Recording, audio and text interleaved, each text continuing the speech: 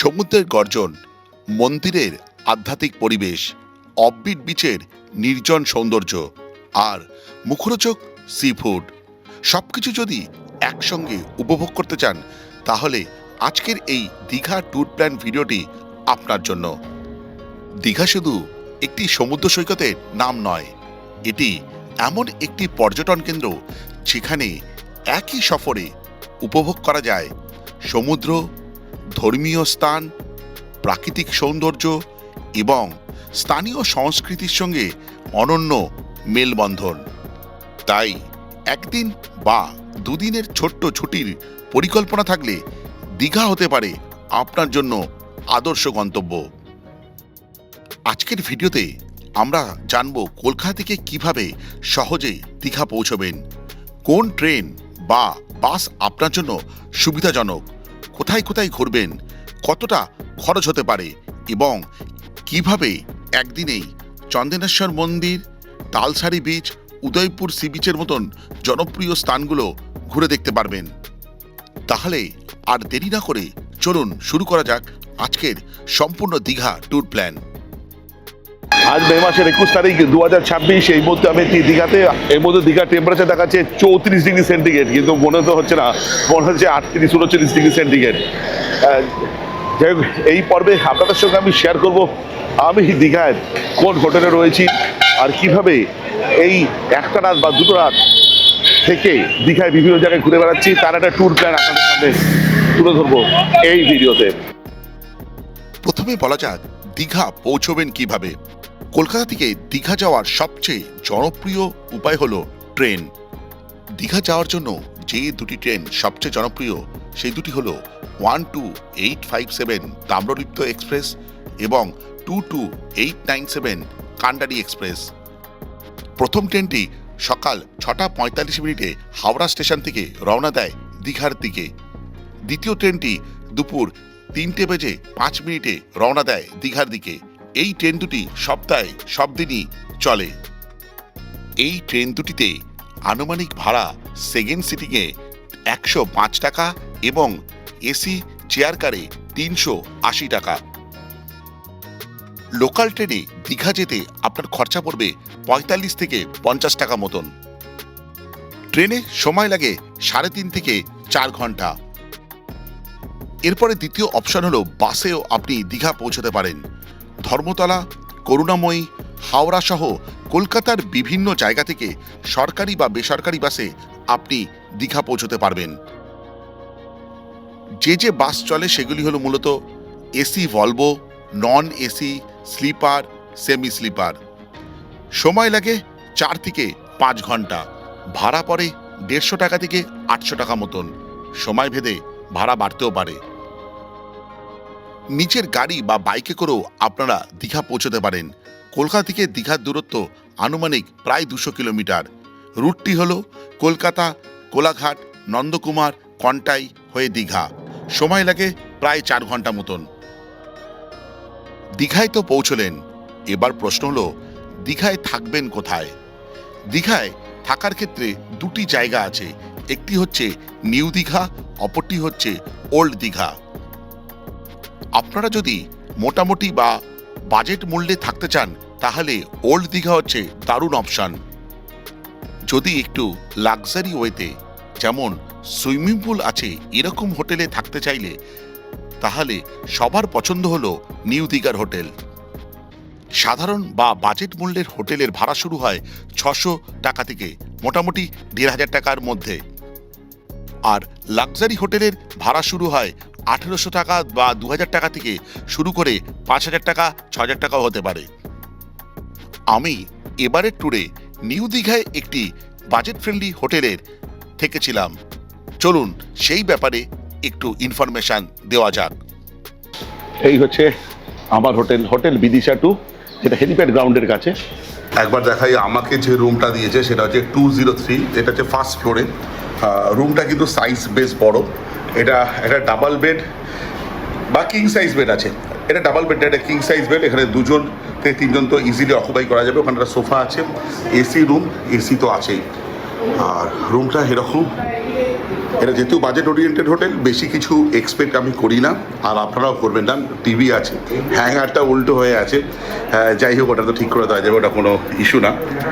আর এখানে একটা চেয়ার দেওয়া আছে, যেটা বলা সেটা স্পেস কিন্তু অনেকটা আছে, সোফাটা পুরনো। আর যেটা বলা সেটা হচ্ছে এখান থেকে মনে হচ্ছে একটা ব্যালকনি আছে, ব্যালকনি থেকে ভিউ সেরকম কিছু নেই।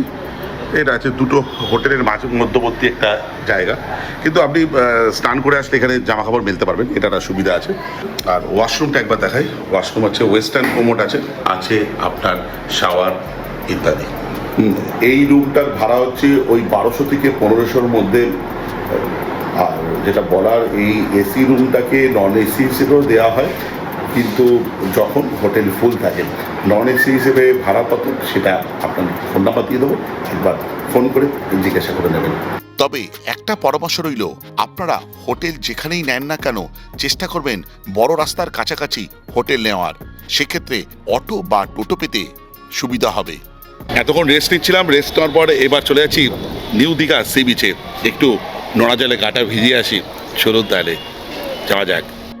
দীঘায় ঘোরার জন্য চাইলে আপনারা স্কুটি বা বাইক ভাড়া নিয়ে ঘুরতে পারেন। আমি এবারের পুরো দীঘা ট্রিপটা স্কুটি ভাড়া নিয়ে ঘুরেছি। স্কুটিটি নিয়েছিলাম পান্ডা বাইক রেন্টাল থেকে। এখানে স্কুটির পাশাপাশি বিভিন্ন ধরনের বাইকও ভাড়ায় পাওয়া যায়। ভাড়া শুরু হয় 500 টাকা থেকে। বিস্তারিত জানতে চাইলে স্ক্রিনে দেওয়া নাম্বারে ফোন করে যোগাযোগ করতে পারেন। আমি যে স্কুটিটা নিয়ে এসেছি সেটা এখানে পার্ক করলাম, আর ওটার পার্কিং চার্জ ছিল 20 টাকা স্কুটি। নিউ দীঘা সি বিচে এসে যেটা পাবেন সেটা হচ্ছে মিত্র ক্যাফে পাবেন। হ্যাঁ, মিত্র ক্যাফে এর আগে আমি 2বার খেয়েছি, আমি কিন্তু হতাশ হইনি। এখন 2:30 বাজে, জাস্ট নিউ দীঘা সি বিচটা দেখুন, শুধু কালো মাথা। আবার একটু সাইডে যাওয়ার চেষ্টা করি। এখানে ভিড় হওয়ার একটা কারণ হচ্ছে বাঙালির জিনগত। ছোটোবেলা থেকে যখন আমরা কোনো ঘুরতে যাওয়ার কথা বলি তখন বলে চল দীঘা চল, এটা একটা কারণ। আর 2 নম্বর আমার যেটা মনে হয় সেটা হচ্ছে খুব কম সময়ে এবং সস্তায় সি বিচ পৌঁছানোর অন্যতম সেরা ঠিকানা হচ্ছে দীঘা, যেখানে সমুদ্র স্রোতটা এতটা প্রবল বেগে আসে, যেটা ক্ষেত্রে মানুষের স্নান করতে বা মজা নিতে অনেকটা সুবিধা হয়। আমি ডুবলাগড়ি বলেন বা অন্যান্য বলেন, সেক্ষেত্রে কিন্তু সমুদ্রের স্রোত কিন্তু এতটা প্রবল না। আমি রিসেন্টকালে গোপালপুর গিয়েছিলাম, দুর্দান্ত নীল জল আর এতটাই সমুদ্রের স্রোত, কিন্তু সেখানে একটা সমস্যা ছিল যে গোপালপুর পৌঁছানো বা ট্রেনের টিকিট পাওয়াটা সবসময় সবার পক্ষে সমস্যা হয়। আমি যদি স্কুটি নিয়ে আসেন বা কিছু নিয়ে আসেন, এখানে 10 টাকার বিনিময় ওই দাদার কাছে রাখতে পারবেন, কোনো অসুবিধা নেই। ঠিক সি বিচের সামনেই আছে। কারণ আমি খালি পায়ে হয়ে গেছি, শুধু আমার হাতে ক্যামেরা, আমার স্কুটির চাবিটাও দিয়ে দিয়েছে, কিন্তু ভিড় যা আমি জানি না কতটা নামতে পারবো।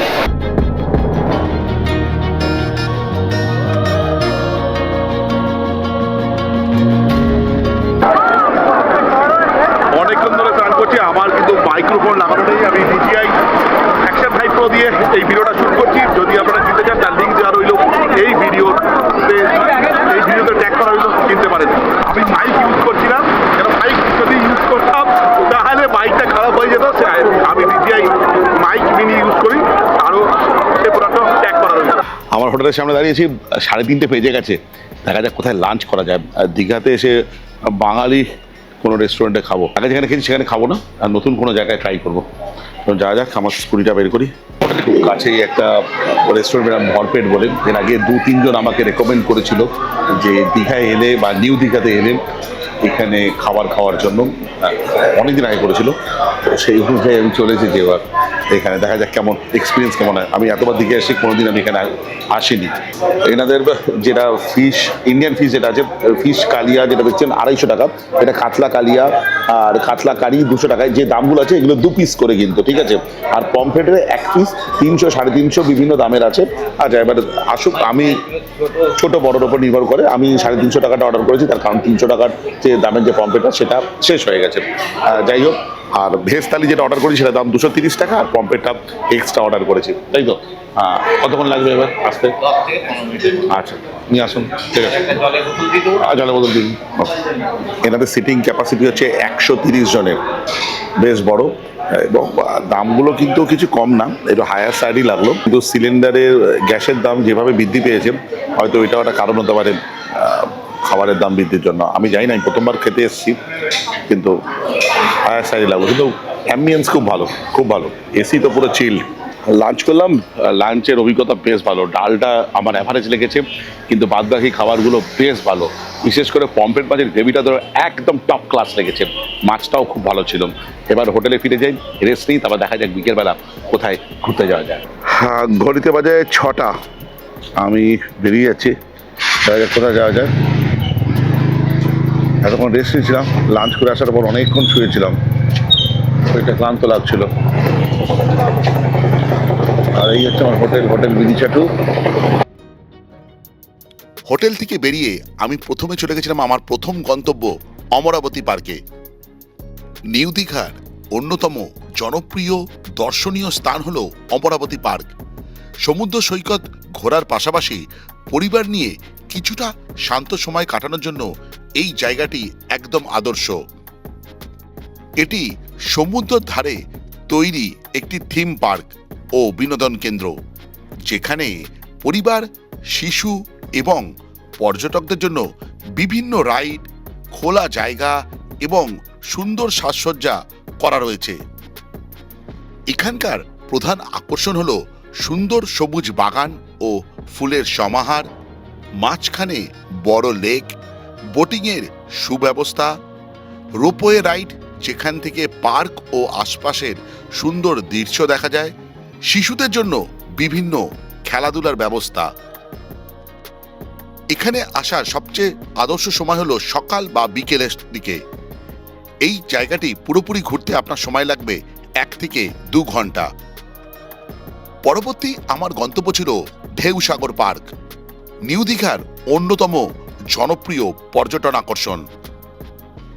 এখানে এলে যে জিনিসগুলো আপনি পাবেন সেগুলি হলো সমুদ্রের ধারে সুন্দর ওয়াকওয়ে, বিভিন্ন রাইড ও বিনোদনের ব্যবস্থা, টয় ট্রেন, কৃত্রিম জাহাজ ও ফটো তোলার স্পট, সন্ধ্যাবেলার আলোকসজ্জা। এই পার্কটি সাধারণত সকাল 10টা থেকে রাত 9:30 পর্যন্ত খোলা থাকে, তবে বিকেল থেকে সন্ধ্যে সময়টাই যাওয়াই ভালো, কারণ তখন সমুদ্রের হাওয়া ও আলোকসজ্জা দুটোই উপভোগ করা যায়। এরপর ঢেউসাগর থেকে টোটো ধরে চলে আসুন ওল্ড দীঘা সমুদ্র সৈকতে। সন্ধেবেলার ওল্ড দীঘা যেন এক অন্য জগৎ। সমুদ্রের ধারে একের পর এক আলো জ্বলে ওঠে আর পুরো এলাকাটা হয়ে ওঠে আরও প্রাণবন্ত। খাবারের কথা বললে ওল্ড দীঘার সন্ধ্যা যেন এক ছোটখাটো ফুড ফেস্টিভ্যাল। রাস্তার ধারে ফুচকা, চাট, আইসক্রিম, ভাজাভুজি, ফ্রাইড ফিশ, চিংড়ি, কাঁকড়া থেকে শুরু করে বিভিন্ন সামুদ্রিক খাবারের সুবাস চারদিকে ছড়িয়ে পড়ে। পাশাপাশি KFC, ডমিনোজের মতন পরিচিত ব্র্যান্ডের আউটলেটও পর্যটকদের আকর্ষণের কেন্দ্র হয়ে ওঠে। সৈকতের পাশের রাস্তা জুড়ে তখন মানুষের ভিড়। কেউ পরিবার নিয়ে হাঁটছেন, কেউ বন্ধুদের সঙ্গে আড্ডা দিচ্ছেন, আবার কেউ সমুদ্রের সামনে দাঁড়িয়ে সেই সুন্দর মুহূর্ত ক্যামেরাবন্দি করছে। চারপাশে ছোট বড় অসংখ্য দোকান, যেখানে শঙ্খ ঝিনুকের তৈরি সামগ্রী, খেলনা, পোশাক থেকে শুরু করে নানা ধরনের স্মারক বিক্রি হচ্ছে।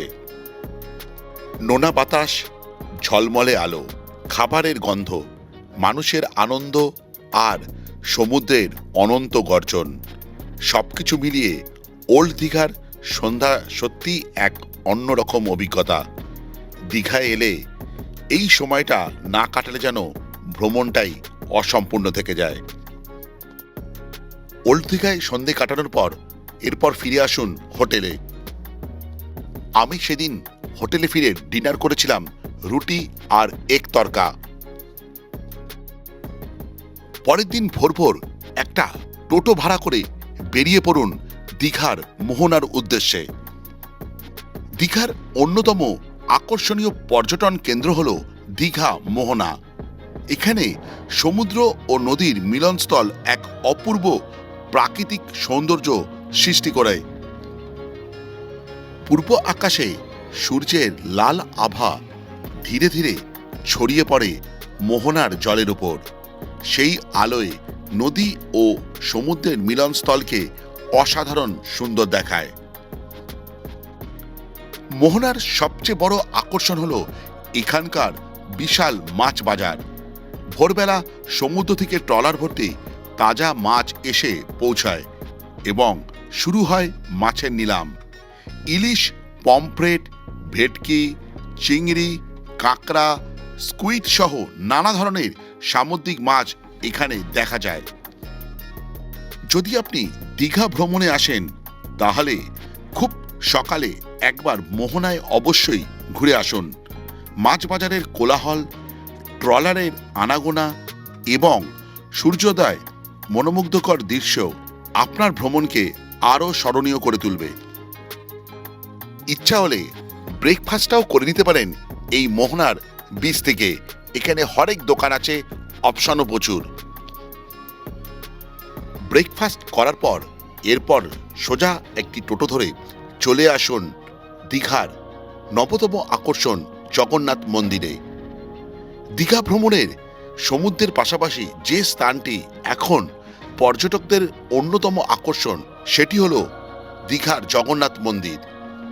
পুরীর বিখ্যাত জগন্নাথ মন্দিরের আদলে নির্মিত এই বিশাল মন্দিরটি তার অসাধারণ স্থাপত্যশৈলী এবং আধ্যাত্মিক পরিবেশের জন্য খুব অল্প সময়ের মধ্যেই দর্শনার্থীদের মন জয় করে নিয়েছে। মন্দির প্রাঙ্গণে প্রবেশ করলেই চোখে পড়ে এর সুউচ্চ শিখর এবং সূক্ষ্ম কারুকাজ। লাল ও বেলে পাথরের সমন্বয় তৈরি মন্দিরের গায়ে ফুটে উঠেছে উড়িষ্যার ঐতিহ্যবাহী কলিঙ্গ স্থাপত্যের নিদর্শন। দূর থেকে মন্দিরের সৌন্দর্য পর্যটকদের আকর্ষণ করে। সন্ধ্যাবেলায় আলোকসজ্জায় সেজে ওঠে পুরো জগন্নাথ মন্দির। তখন মন্দিরের সৌন্দর্য যেন আরও কয়েক গুণ বেড়ে যায়। আলো ঝলমলে পরিবেশে মন্দির চত্বর ঘুরে বেড়ানো এবং ছবি তোলার জন্য একটি আদর্শ জায়গা। যারা দীঘা বেড়াতে আসেন তাদের কাছে জগন্নাথ মন্দির শুধু একটি ধর্মীয় স্থান নয়, বরং সমুদ্রের শহরে শান্তি, সৌন্দর্য এবং আধ্যাত্মিকতার এক অনন্য মিলনস্থল। মন্দিরের গর্ভগৃহে বিরাজমান ভগবান জগন্নাথ, বলভদ্র ও সুভদ্রার বিগ্রহ। ভক্তরা এখানে এসে প্রার্থনা করেন এবং শান্তিপূর্ণ পরিবেশে কিছু সময় কাটান। ধর্মীয় গুরুত্বের পাশাপাশি মন্দিরটি এখন দীঘার অন্যতম দর্শনীয় স্থান হিসেবেও পরিচিত। জগন্নাথ মন্দির দর্শন করার পর এরপর সোজা ফিরে আসুন হোটেলে। হোটেলে ফ্রেশ হওয়ার পর সেরে নিন সেদিনের লাঞ্চ। আমি লাঞ্চের পর আমার স্কুটি নিয়ে সোজা বেরিয়ে পড়েছিলাম তিনটি জায়গা দেখতে: উদয়পুর সমুদ্র সৈকত, তালসারি এবং চন্দনেশ্বর মন্দির। উদয়পুর বিচে পৌঁছলে প্রথমেই চোখে পড়ে সমুদ্রের ধারে সারি সারি খাবারের স্টল। টাটকা মাছ, চিংড়ি, কাঁকড়া থেকে শুরু করে নানা ধরনের সামুদ্রিক খাবার এখানে মুহূর্তের মধ্যেই ভেজে পরিবেশন করা হয়। সঙ্গে থাকে বিভিন্ন রকম পানীয় এবং আরও নানা রকম মুখরোচক খাবার। চারপাশে বাজতে থাকে লাউড মিউজিক, সমুদ্রের গর্জনের সঙ্গে যার এক অদ্ভুত মেলবন্ধন তৈরি হয়। কখনো কখনো মনে হয় এটি যেন উড়িষ্যার সমুদ্রতটে এক ছোট্ট গোয়া। এরপর আমি সোজা চলে গেছিলাম দীঘা থেকে প্রায় 8 কিলোমিটার দূরে উড়িষ্যার বালেশ্বর জেলায় অবস্থিত চন্দনেশ্বর শিব মন্দিরে। শতাব্দী প্রাচীন এই মন্দির পূর্ব ভারতের অন্যতম জনপ্রিয় শিব তীর্থ হিসেবে পরিচিত। লোক বিশ্বাস অনুযায়ী এখানে বিরাজমান শিবলিঙ্গ অত্যন্ত জাগ্রত। ভক্তদের মনস্কামনা পূরণ করেন বলে দূর দূরান্ত থেকে হাজার হাজার মানুষ এখানে পুজো দিতে আসেন। মন্দির প্রাঙ্গণে আশেপাশে রয়েছে নানা প্রসাদের দোকান, ফুল, বেলপাতা ও পূজার সামগ্রীর দোকান। চন্দনেশ্বর মন্দির দর্শন করার পর এবার চলে আসুন দীঘা থেকে মাত্র কয়েক কিলোমিটার দূরে অবস্থিত তালসারি সমুদ্র সৈকতে। প্রকৃতি, অপার সৌন্দর্য, নিরিবিলি পরিবেশ এবং সমুদ্রের এক ভিন্ন রূপের জন্য এই জায়গাটি পর্যটকদের জন্য অত্যন্ত জনপ্রিয়। তালসারির সবচেয়ে বড় আকর্ষণ হলো এটি মোহনা অঞ্চল। এখানে সুবর্ণরেখা নদী ও বঙ্গোপসাগরের মিলনস্থল কাছ থেকে দেখা যায়। নদী, সমুদ্র, ঝাউবন এবং বিস্তীর্ণ আকাশ মিলিয়ে এক মনোমুগ্ধকর পরিবেশ তৈরি হয়। সূর্যাস্তের সময় তালসারি রূপ যেন আরও মোহনীয় হয়ে ওঠে। সোনালি আলোয় বালুচর, ঝাউবন আর সমুদ্র এক অপূর্ব ছবির মতন দৃশ্য তৈরি করে, যা দীর্ঘদিন মনে থেকে যায়। তালসারি বিচে সময় কাটানোর পর সন্ধ্যা নামলেই সোজা চলে আসুন নিউ দীঘা সি বিচে। তালসারি থেকে নিউ দীঘা সি বিচ পর্যন্ত টোটো ভাড়া নেবে 5 জনের জন্য 100 টাকা। সন্ধ্যা নামতেই নিউ দীঘা যেন এক নতুন রূপে সেজে ওঠে। চারদিকে আলো ঝলমলে পরিবেশ, মানুষের ভিড় আর সমুদ্রের নোনা হাওয়া মিলিয়ে তৈরি হয় এক প্রাণবন্ত আবহ। খাবার প্রেমীদের জন্য নিউ দীঘা যেন এক স্বর্গরাজ্য। গরম গরম মাছ ভাজা, চিংড়ি, কাঁকড়া, ফুচকা, চাট থেকে শুরু করে নানা ধরনের মুখরোচক খাবারের স্টল আপনার চোখে পড়বে। পাশাপাশি ওয়াও মোমোর মতন জনপ্রিয় ফুড আউটলেট এবং মিত্র কাফেও চোখে পড়বে। সৈকতের পাশে বিস্তীর্ণ এলাকা জুড়ে সারি সারি দোকান, কোথাও শঙ্খ, ঝিনুক ও সামুদ্রিক উপকরণ দিয়ে তৈরি নানা ধরনের শোপিস, আবার কোথাও রঙিন খেলনার পসরা নিয়ে বসে আছে দোকানিরা। সন্ধ্যার আলোয় দূরে মাথা উঁচু করে দাঁড়িয়ে থাকা বিলাসবহুল হোটেলগুলো বেশ আকর্ষণীয় লাগে। হোটেলের আলোকসজ্জা ও সমুদ্র তটের প্রাণচাঞ্চল্য মিশিয়ে পুরো পরিবেশ যেন এক পর্যটন কেন্দ্রের অনুভূতি পাওয়া যায়। এই ছিল আমাদের 2 রাত 3 দিনের দীঘা ট্যুর প্ল্যান। আশা করি এই পরিকল্পনাটি আপনাদের ভ্রমণ আরও সহজ করে তুলবে। আপনারা নিজেদের সময়, বাজেট ও পছন্দ অনুযায়ী এই প্ল্যানে বিভিন্ন জায়গা যোগ বা বাদ দিয়ে নিজের মতন করে সাজিয়ে নিতে পারেন।